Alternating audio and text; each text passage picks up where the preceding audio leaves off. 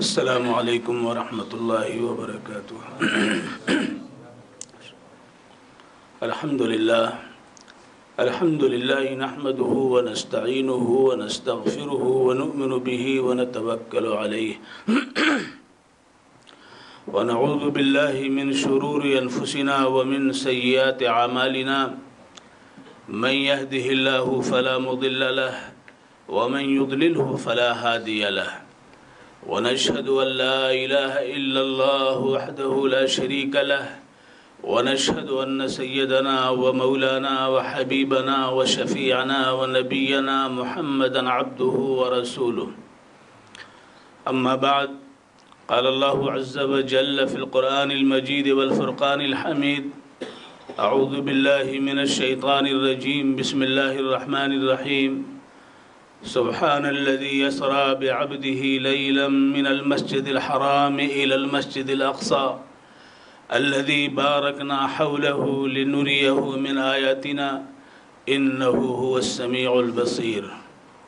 صدق الله العظيم. جماعت المسلمین دبئی بھٹکل کے صدر جناب امجد شاہ بندری صاحب، اس جماعت کے مربی اور بڑے بزرگوں میں جناب عبدالباری محتشم صاحب، جناب رحمت اللہ راہی صاحب ناظم جلسہ، اور علماء کرام، اور خصوصاً اس جماعت کے ذمہ داران حضرات، ابھی میرا تعارف کرایا جا رہا تھا. اصل تعارف تو یہ ہے کہ میری شخصیت کی تعمیر میں خود بھٹکل کا بڑا حصہ ہے، اور یہی اصل تعارف ہے. جیسے کوئی ڈاکٹر میڈیکل کالج سے ڈگری حاصل کر لیتا ہے، وکیل وکالت کی ڈگری لے لیتا ہے، لیکن اسے ضرورت ہوتی ہے کسی ماہر فن وکیل یا ڈاکٹر کے ساتھ اس کے ادارے میں، اس کے جلو میں رہ کر کے اپنے علمی افکار کو، علمی آراء کو تجربات کے دائرے میں لا کر کے اس سے استفادہ کرنے اور فائدہ پہنچانے کا اپنے اندر ہنر پیدا کرے، اور اس سے لوگوں کو استفادہ کرنے کی راہیں مل سکیں. تو یہ اصل تعارف ہے کہ فارغ ہوتے ہی مجھے بھٹکل بھیجا گیا. بھٹکل سے میں آشنا اس وقت بھی تھا، اس لیے کہ ہمارے رفیق اور دوست جناب مولانا عبدالعزیز صاحب ندوی، نائب محتمم دارالعلوم ندوۃ العلماء، جناب خلیل صاحب منیری، جناب اب نام کتنوں کے لیں ہم. ایک جماعت تھی اس وقت بھی جو اپنے ساتھیوں، ہمدردوں اور رفقا کی تھی، اور آج تو ماشاءاللہ ایک پورا کارواں ہے، اور اس کارواں کا ایک بہت بڑے حصے کو میں یہاں دیکھ رہا ہوں. لہذا اصل تعارف تو یہ ہے کہ جس ادارے نے اور جو شخصیتیں تھیں اس وقت جنہوں نے پذیرائی کی، حوصلہ افزائی کی، غم غلط کیا، تنہائی میں اجنبیت کا احساس نہیں ہونے دیا،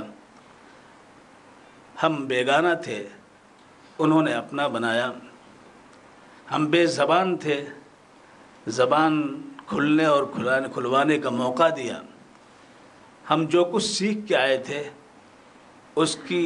اس پر سان چڑھی، اس کے لیے مواقع فراہم کیا.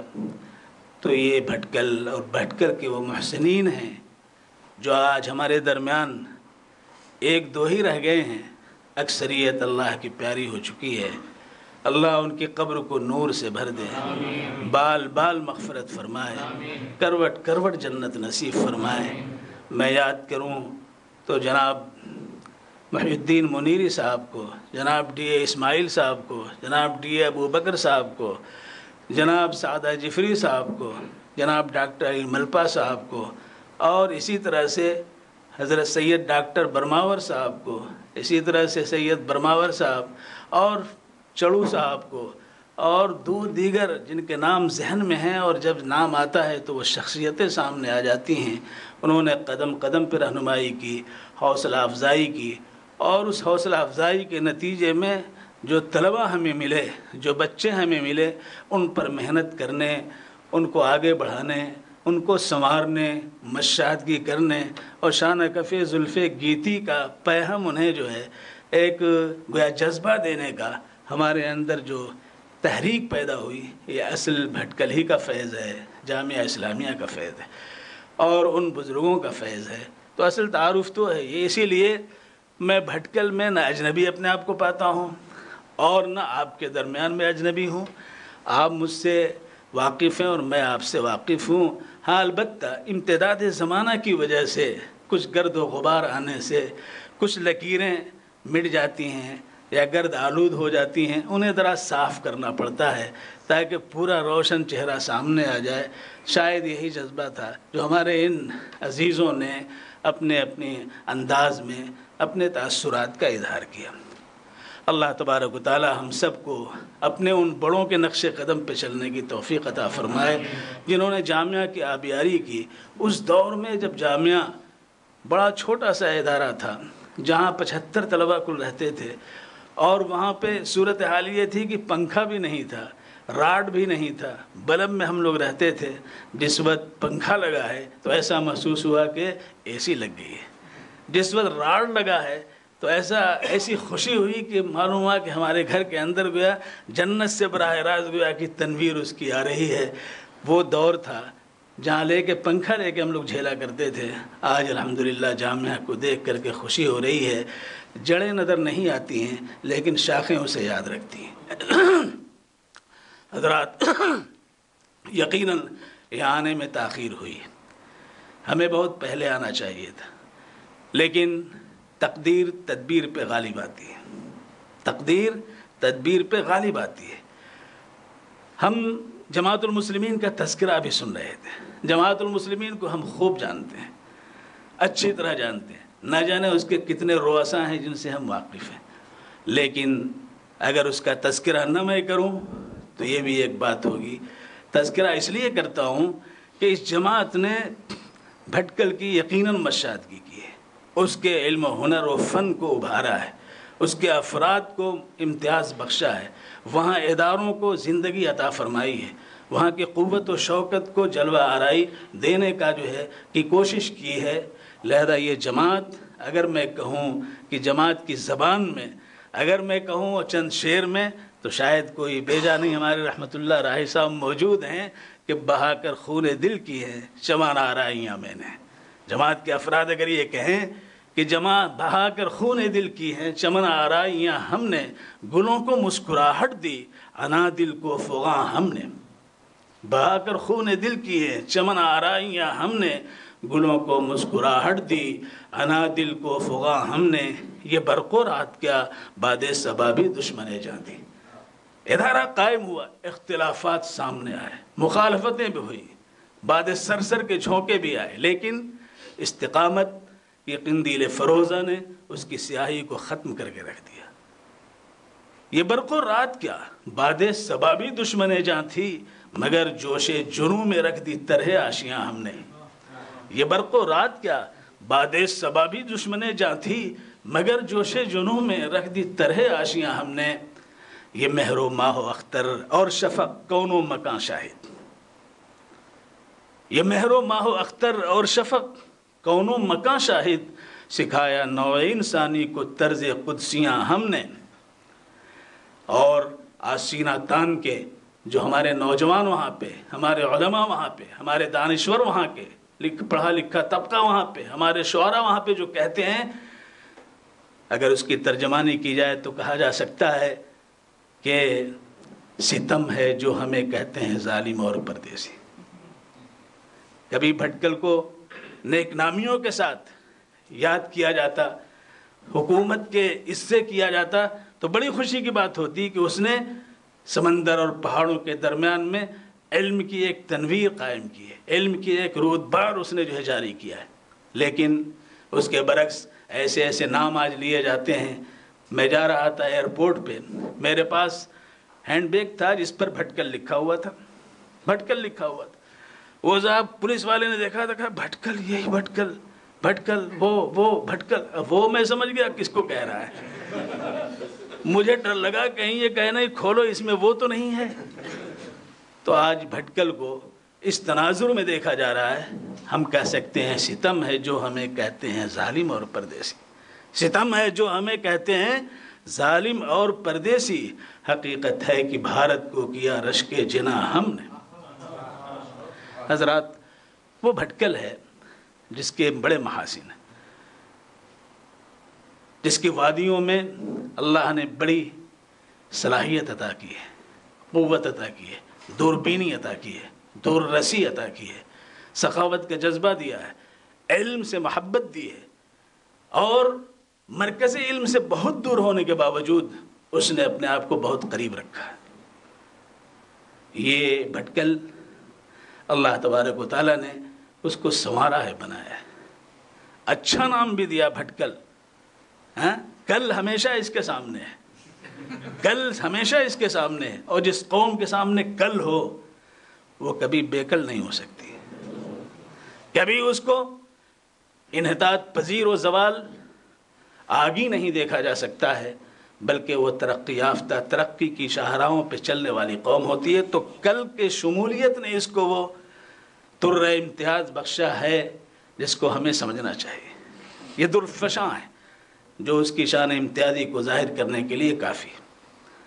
بہرکیف حضرات، آج تو ہم سے ہمارے عزیز مولوی سید محسن صاحب نے، محسن دیکھیے ان کے بھائی کا نام ہی ہمیشہ ہمارے ذہن پہ آتا ہے۔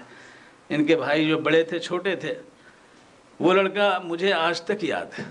یاد اس لیے ہے کہ وہ اپنے بچوں میں، اپنے ساتھیوں میں صاف ستھرا تھا، اور اس کا بستر اتنا پرفیکٹ ہوتا تھا، اس سے نہ زیادہ ہوتا تھا نہ کم ہوتا تھا۔ میں جب جاتا دیکھتا تھا کسی کا بستر ادھر ہے، کسی کا ٹیڑھا ہے، کوئی سو رہا ہے یوں سو رہا ہے، وہ جس طرح سوتا تھا اس طرح بچھاتا اسے۔ وہ ایسا ذہن میں نقش ہے کہ نام تک یہ جب تک ندوے میں پڑھتے رہے میں محسن ہی کر کے پکارتا ہے، اور اس وقت بھی زبان پہ نام انہی کا آیا۔ تو جو اچھائیاں ہوتی ہیں وہ خود کشش رکھتی ہیں، خود بلا لیتی ہیں، خود بلا لیتی ہیں، چاہے دنیا فراموش کرے۔ گزرگاہوں میں مل کر ہم سے رخوہ موڑ لیتے ہیں، گزرگاہوں میں مل کر ہم سے رخوہ موڑ لیتے ہیں، بچھایا جن کی راہوں میں نگاہ و قلب و جاں ہم نے۔ تو دنیا تو یہ ہے۔ بہرکیف آج تو تھوڑی سی گفتگو معراج کے تعلق سے کرنی ہے، جیسا کہ مجھے بتایا گیا۔ حضرات، معراج کے سلسلے میں گفتگو ظاہر واقعات کی حکایت مقصود نہیں ہے، بلکہ معراج میں اہم نکات کیا ہیں، اس سے ہمیں کیا درس ملتا ہے، اس خوشہ چینی کر کے اس کو ہمیں سامنے لے آنا ہے۔ یہ رجب کا مہینہ مبارک مہینہ ہے، 4 مہینے جو اہمیت کے حامل ہیں۔ اللہ تبارک و تعالیٰ نے جس طرح زمین کے بعد حصوں کو اہمیت، انفرادیت، امتیاز، قدر و قیمت و عظمت عطا فرمائی ہے، اسی طرح زمانے کے بعض حصوں کو بھی اللہ رب العزت نے عظمت و یگانہ بنایا ہے، عظمت اسے عطا کی ہے۔ انہی میں سے یہ رجب کا مہینہ بھی ہے۔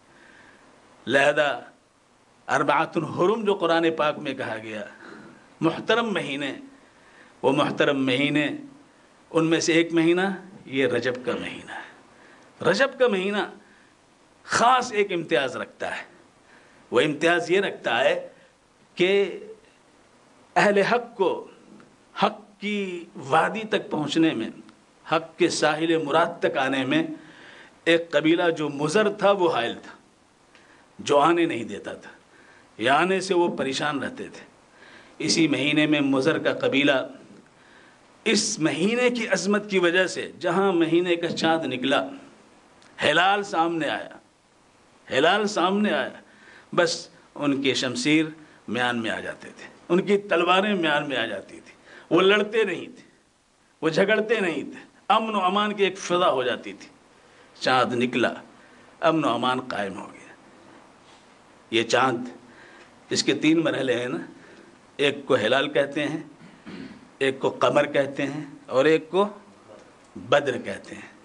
ہلال، قمر اور بدر۔ حضرت عائشہ صدیقہ رضی اللہ تعالیٰ عنہ نے ایک خواب دیکھا، موطا امام مالک کی روایت ہے، وہ کہتی ہیں کہ رأیت 3 اقمار، رأیت 3 اقمار سقطن فی حجرتی، میں نے 3 چاند کو دیکھا، میرے حجرے میں وہ گر پڑے۔ حضرت ابوبکر صدیق رضی اللہ تعالیٰ عنہ تشریف لے آئے تو کہا والد صاحب میں نے بڑا اچھا خواب دیکھا ہے۔ بیٹی کیا خواب دیکھا ہے؟ کہ میں نے خواب یہ دیکھا کہ 3 چاند میرے کمرے کے اندر آ گئے ہیں، میرے حجرے میں آ گئے ہیں، اور میں نے اس کی تعبیر بھی لے لی ہے۔ کہا بیٹی کیا تعبیر لی؟ فما اولتہا، تو نے کہا اولتہا ولدن لرسول اللہ صلی اللہ علیہ وسلم، میں نے اس کی تعبیر یہ لی ہے کہ اللہ کے رسول صلی اللہ علیہ وسلم کے واسطے سے ہمیں اولاد ہوگی، میں نے یہ لیا۔ حضور صلی اللہ علیہ وسلم کی وفات ہو گئی، کوئی اولاد نہیں ہوئی۔ اولاد دینا نہ دینا اللہ کے اختیار میں، للہ ملک السماوات والارض یخلق ما یشاء یہب لمن یشاء اناثا ویہب لمن یشاء الذکور او یزوجہم ذکرانا واناثا ویجعل من یشاء عقیما انہ علیم قدیر۔ آسمان و زمین کی ملکیت اللہ کی ہے، وہ جو چاہتا ہے پیدا کرتا ہے، جس کو چاہتا ہے بیٹیاں ہی بیٹیاں دے دیتا ہے، جس کو چاہتا ہے بیٹے ہی بیٹے دیتا ہے، جس کو چاہتا ہے بیٹے اور بیٹیاں دونوں دیتا ہے، اور جسے چاہتا ہے بانجھ بنا دیتا ہے۔ وہ جاننے والا ہے، غفلت میں، نادانی میں، ناواقفیت میں، غیر منصوبہ بندی کی بنیاد پہ ایسا نہیں ہوتا ہے، بلکہ علم کی بنیاد پہ ایسا کرتا ہے، اور حکمت و دانائی کی بنیاد پہ کرتا ہے۔ اللہ جانتا ہے کس کو دینا بہتر ہے، کس کو نہ دینا بہتر ہے۔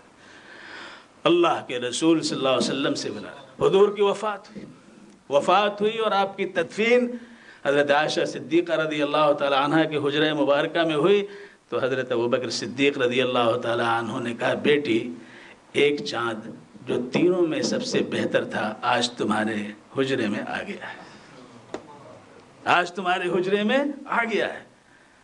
اس وقت خاموش رہے تھے، کچھ نہیں کہا تھا۔ بیٹی نے تعبیر لے لی تھی، اگر اس کے خلاف تعبیر دے تو تکلیف ہوتی کہ نہیں ہوتی؟ دل آزاری بیٹی کی نہ ہونے پہ۔ بیٹی قدر و عظمت کی حامل ہے، بیٹی دل سے عزیز ہے، بیٹی اللہ کے رسول کو اتنی پیاری تھی، اتنی پیاری تھی کہ حضرت فاطمہ جب آتی تھیں تو حضور صلی اللہ علیہ وسلم کھڑے ہو کر کے استقبال کرتے تھے۔ حضور صلی اللہ علیہ وسلم جب رخصت اپنی بیٹی کو کر دے رہے ہیں، حضرت علی کے گھر جو ایک کرائے پہ لے کر کے مکان گویا دے دیا تھا، تو وہاں جا کر کے آپ نے کنڈی کھٹکھٹائی، اور کنڈی کھٹکھٹا کر کے کہا صبح ہو گئی، نماز کا وقت، نماز کا وقت۔ تو اندر سے آواز آتی ہے اے اللہ کے رسول، اللہ تبارک و تعالی کے اختیار میں ہے ہمارا اٹھنا، جاگنا اور سونا۔ اللہ کے رسول صلی اللہ علیہ وسلم نے اپنے جانگ پہ یوں مارا اور فرمایا کہ انسان کیسا بحث کرنے والا ہے، اور آپ چلے آ رہے ہیں، کوئی گرفت نہیں فرمائی۔ یہ محبت کی دلیل ہے، یہ محبت ہی میں کہا گیا۔ محبت سے جہاں دیکھا کسی نے وہیں پلکیں بچھا دی زندگی نے۔ تو محبت میں ساری باتیں جو ہیں، حضرت علی نے صلح حدیبیہ کے موقع پر جب حضور نے کہا رسول اللہ کو مٹا دو، حکم رسول تھا، حکم رسول کے خلاف کرنا کفر ہے، لیکن حضرت علی نے کہا حضور میں تو نہیں مٹا سکتا، رسول اللہ کو میں کیسے مٹا سکتا؟ حضور نے کہا مجھے لاؤ، میں مٹا دیتا ہوں، اور یہاں پر محمد ابن عبداللہ لکھا۔ تو حضرت علی حضور صلی اللہ علیہ وسلم کی وفات کے بعد، پھر حضرت ابوبکر صدیق کی وفات ہوئی تو اسی حجرے میں، حضرت عمر فاروق کی وفات ہوئی تو اسی حجرے میں، تینوں چاند آ گئے کہ نہیں آ گئے؟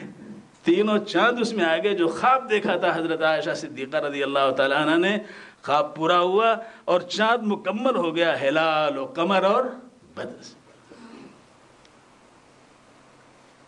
مہ نے شق ہو کر لیا ہے دین کو آغوش میں، مہ نے شق ہو کر لیا ہے دین کو آغوش میں. مدینہ کو میم الگ کر، مہ الگ کر دیجئے اور دین الگ کر دیجئے تو مدینہ جو ہے وہ دین بیچ میں آ جاتا ہے. میم پہلے اور ہا ہے تو مہ چاند. مہ نے شق ہو کر لیا ہے دین کو آغوش میں. اسی چاند کو حضور صلی اللہ علیہ وسلم نے ایک اشارہ کیا تھا، ایک اشارہ کیا تھا. کہاں پہ؟ کس جگہ؟ کیا حرم میں، خانہ کعبہ کے پاس؟ نہیں، بلکہ مینا میں آپ بیٹھے ہوئے تھے. چاندنی رات تھی، 14ویں شب، خوب ٹہاٹا، خوب چاندنی رات، ہر طرف روشنی. اس میں وفد آیا تھا قریش کا. اس نے کہا محمد آپ رسول ہیں؟ آپ کہتے ہیں ہم رسول ہیں. تو یہ چاند ہے، اس کو 2 ٹکڑے کر دیجئے، اس کو 2 ٹکڑے کر دیجئے. اللہ کے رسول صلی اللہ علیہ وآلہ وسلم نے اشارے الہی پا کر کے جو انگشت سے آپ نے شہادت کی انگلی سے اشارہ کیا، شہادت کی انگلی سے اشارہ کیا تو چاند کے 2 ٹکڑے ہو گئے. حضرت محمد صلی اللہ علیہ وسلم کا یہ معجزہ جو اللہ کی طرف سے ظاہر ہوا. شاہد حضرت عبداللہ ابن مسعود رضی اللہ تعالیٰ عنہ کی روایت ہے کہ میں نے دیکھا کہ غار حرا کے ایک طرف ایک ٹکڑا چلا گیا اور دوسری طرف دوسرا ٹکڑا چلا گیا، اور پھر دیکھا کہ دونوں ٹکڑے آ کر کے مل گئے. یہ معجزات نبوی میں سے. اقتربت الساعة وانشق القمر وإن يروا آية يعرضوا ويقولوا سحر مستمر. نہیں مانا انہوں نے. چاند تو پھٹ گیا، چاند کے ٹکڑے ہوئے، لیکن انہوں نے کیا کہا؟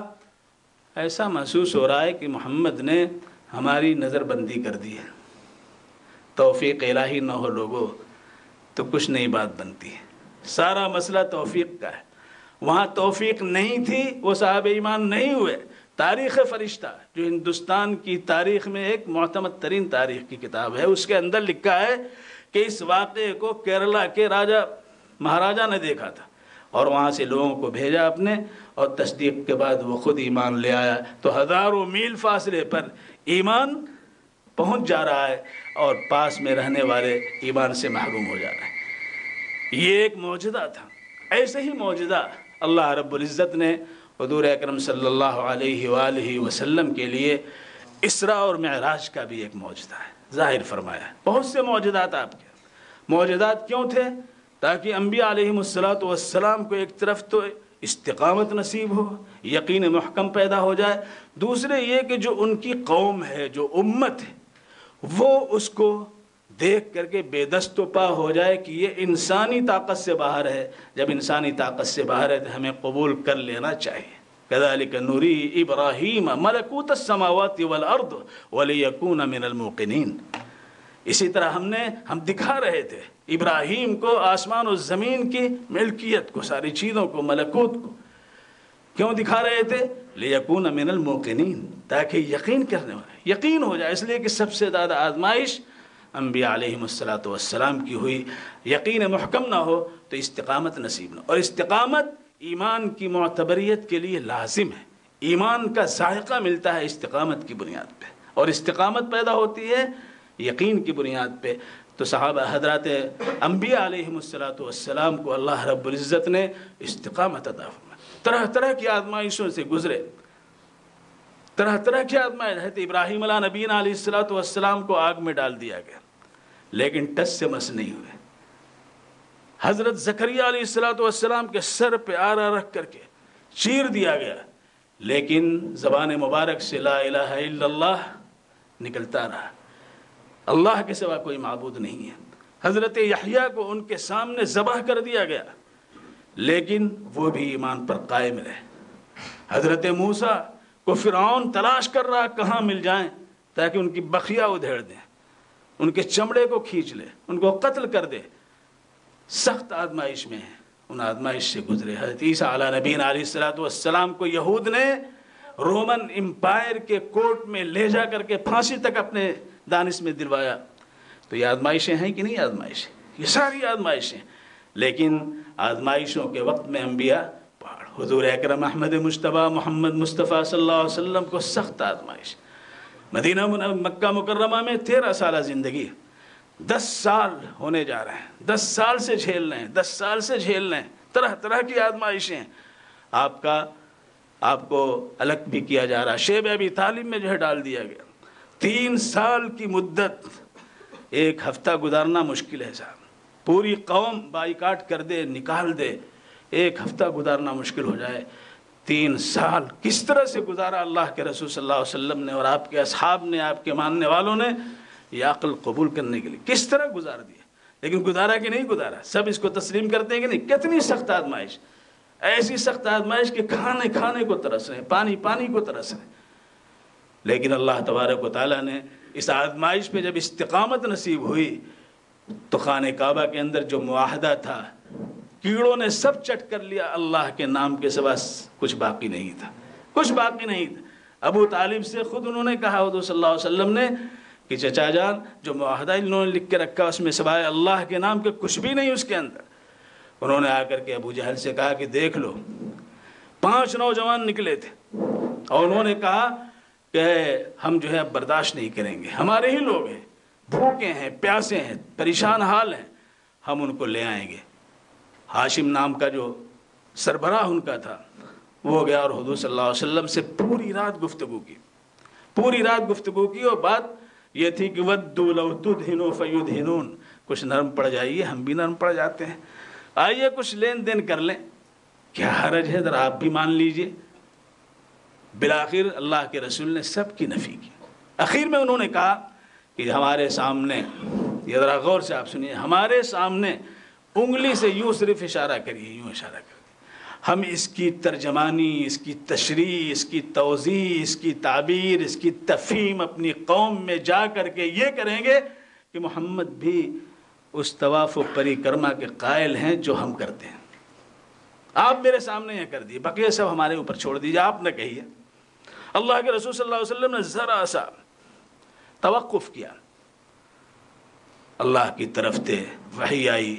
سورہ بنی اسرائیل کی آیتیں ہیں, اعوذ باللہ من الشیطان الرجیم وَإِن كَادُوا لَيَفْتِنُونَكَ عَنِ الَّذِي أَوْحَيْنَا إِلَيْكَ لِتَفْتَرِيَ عَلَيْنَا غَيْرَهُ وَإِذًا لَّاتَّخَذُوكَ خَلِيلًا وَلَوْلَا أَن ثَبَّتْنَاكَ لَقَدْ كِدتَّ تَرْكَنُ إِلَيْهِمْ شَيْئًا قَلِيلًا إِذًا لَّأَذَقْنَاكَ ضِعْفَ الْحَيَاةِ وَضِعْفَ الْمَمَاتِ ثُمَّ لَا تَجِدُ لَكَ عَلَيْنَا نَصِيرًا. یہ آیتیں نازل ہوئیں, اللہ کے رسول نے اشارہ نہیں کیا, وہ مایوس ہو کر کے واپس چلے گئے. اللہ نے کہا کہ قریب تھا کہ آپ کو بچلا دیتے, ہم نے سنبھال رکھا تھا, ہم نے دل کو مضبوط کر دیا تھا. ایک طرف بلکنے سسکنے کی آواز آ رہی تھی بچوں کی, اور ایک طرف وہ کہہ رہے تھے کہ ہم سب کھولنے کے لیے تیار ہیں. ایسے وقت میں ہم نے دل کو مضبوط کیا. آپ میرے بندے تھے کہ آپ قائم رہیں, استقامت سے ہٹے نہیں. ہم نے وَلَوْلَا أَن ثَبَّتْنَاكَ لَقَدْ كِدتَّ تَرْكَنُ إِلَيْهِمْ شَيْئًا قَلِيلًا, اگر ہم نہ جماتے تو میلان ہو سکتا تھا, اور اگر ہو جاتا تو کس سے کہا جا رہا ہے, سید الاولین والآخرین سے کہا جا رہا ہے کہ اگر یہ ہوتا تو ہم دوہرا عذاب میں آپ کو مبتلا کرتے, 2 چند عذاب آپ کو دیتے, اذقناک ضعف الحیات و ضعف الممات, زندگی میں بھی اور آخرت میں بھی. ثم لا تجد لك علینا نصیرا, اور پھر کوئی آپ ہمنوا کسی کو نہیں پاتے. حضرات کس سے کہا جا رہا ہے, رحمت للعالمین سے کہا جا رہا ہے, شفیع المذنبین سے کہا جا رہا ہے, سید الاولین والآخرین سے کہا جا رہا ہے. ذرا سا اشارہ, اور شرک میں اگر مبتلا ہو جائے پھر کیا ہوگا لوگوں, سوچ لو ذرا سا. لہذا معراج اسی توحید کی امانت کو رفعت آسمانی عطا کرنے کے لیے اللہ رب العزت نے اللہ کے رسول کے ذریعے امت کے لیے یہ راہ ہموار کی ہو. اس کے سامنے یہ حکایت ہے کہ اسرا ہوا پھر معراج ہوا.